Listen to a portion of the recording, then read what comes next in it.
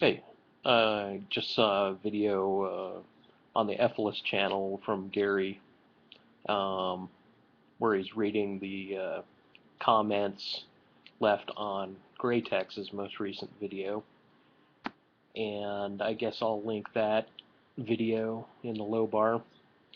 Um, and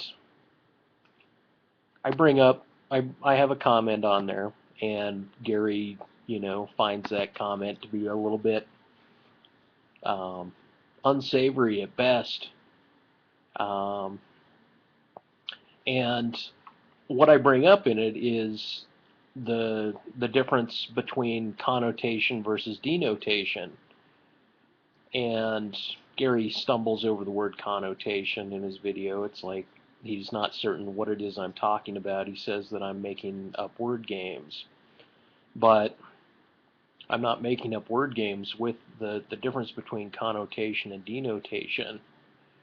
As a matter of fact, what I'm doing is I'm trying to expose that the anti-natalist argument seems to be based on connotation and not on denotation. And this is an example. Like connotation would be calling uh, a John who's picked up a prostitute a dirty dog. Oh, you're a dirty dog, right? You're giving him a negative value. You're stating something negative about him, but the denotation is he's just a man who happened to pick up a prostitute, right? So you can call him a dirty dog, where a denotation would be seeing a dog in mud and talking to the dog and saying you're a dirty dog. It's a literal description.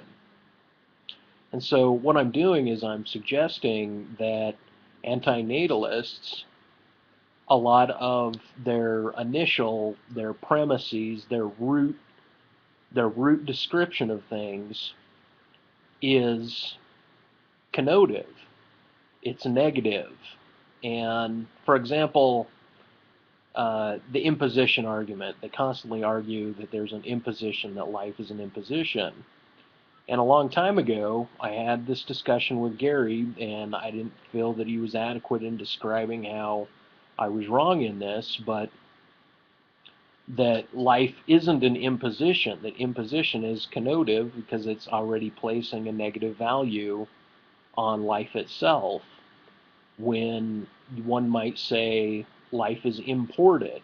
There's an importing. So the whole idea is that there's an intersection between sperm and ovum, and that intersection yields a child, and that child is born into the world. And the idea is that denotation is saying just that. It's saying here's a child, here's sperm, here's ovum, here's a child, the child's born into the world.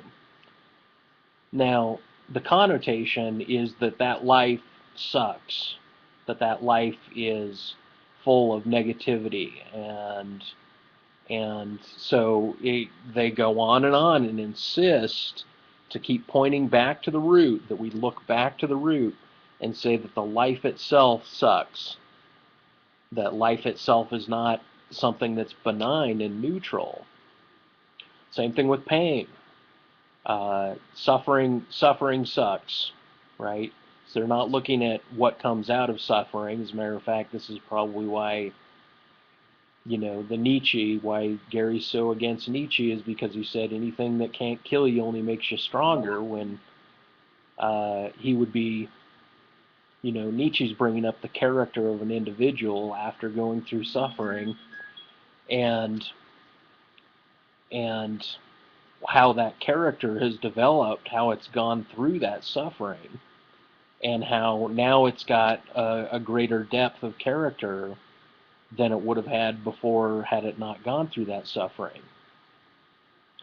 And so the whole idea is that suffering sucks now, right? As opposed to just suffering is. Pain sucks.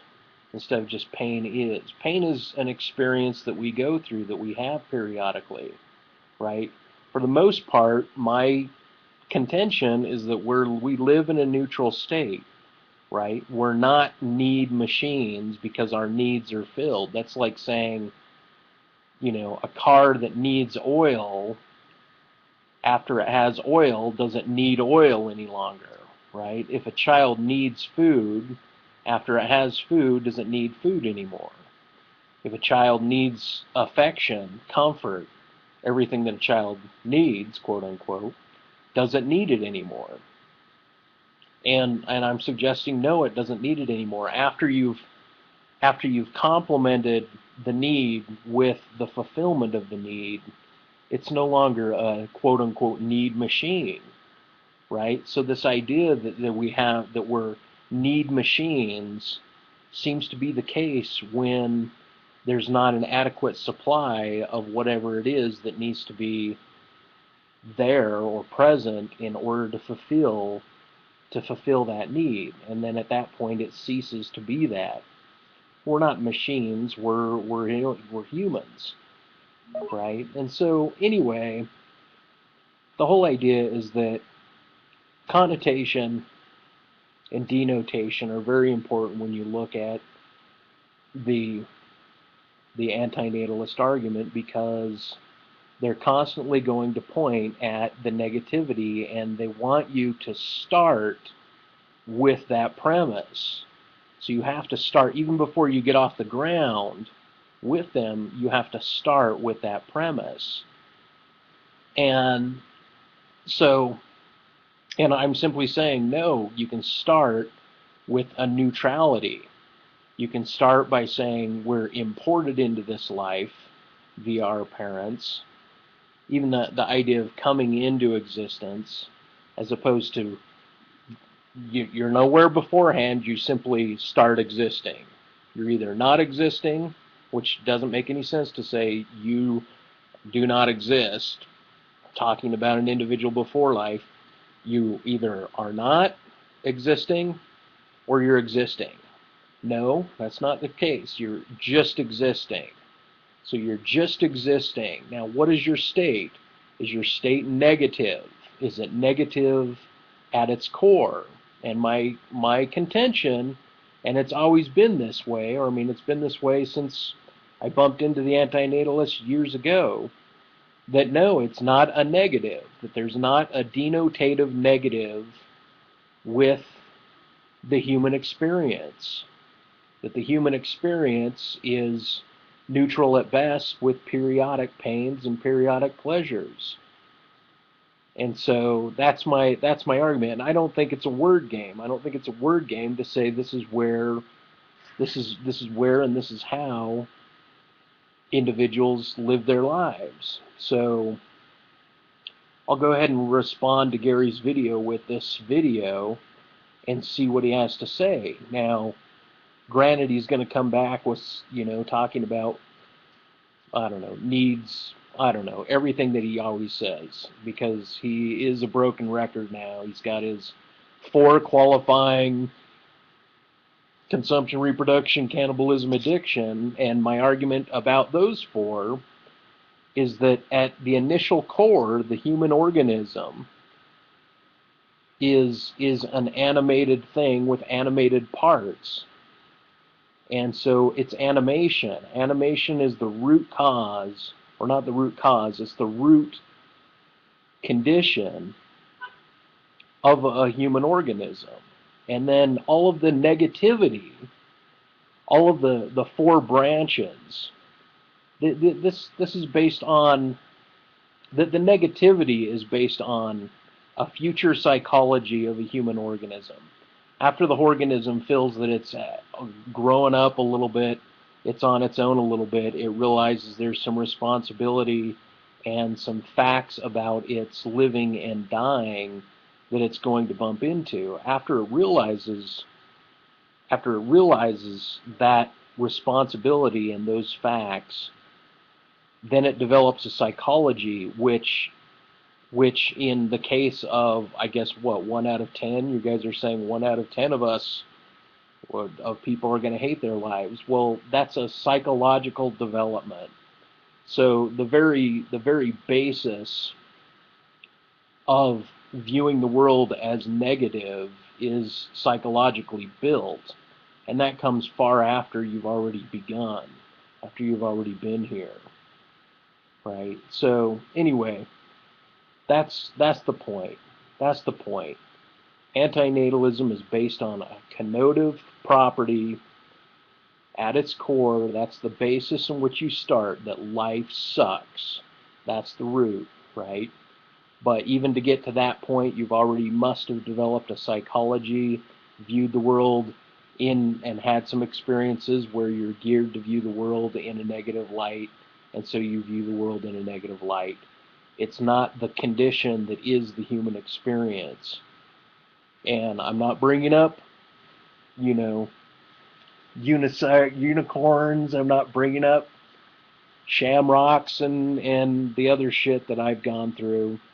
I'm simply just talking about antinatalism. So that's what I've got to say about it. And if you think that that's not an argument, if you think that I'm not making an argument by suggesting that antinatalists start out with connotation, then show me how you guys are using the most benign language to describe not only the human condition, but to describe the specific experiences that we have, whether those experiences be suffering, whether those experiences be pleasure. And that's going to complicate some things. That's going to complicate a few things, because suffering sucks. It's not life sucks then. It'll change over, the card will turn, and it'll be suffering sucks, right? And I've gone over with Trick for a long time about the nature of pain is simply is. When you're experiencing it, it's an is property. It's something that's happening to the individual. The valuation is then placed on top of that experience, that is situation, and the valuation of that is negative. So I'll grant that after one applies the valuation of it, then it's negative. But the pain by itself is strictly an experience that the organism is going through on its procession from birth till death. Okay, so that's the contention. That's where I'm coming from. And yeah, I want to hear the feedback. I want to hear Gary's feedback on this, because I think he's just going to reiterate the same tired stuff, and listen to it in his voice. Listen to his feedback if he gives me a response to this. Okay, cheers out.